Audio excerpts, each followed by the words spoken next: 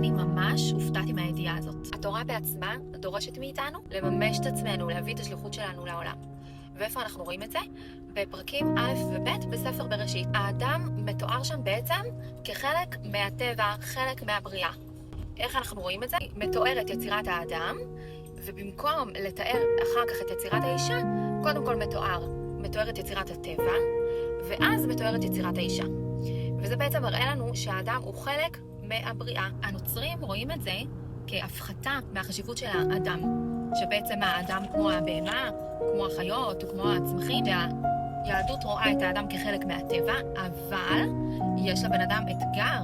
אתה צריך לצאת מהמקום הטבעי שלך ולמצוא בך את צלם אלוקים.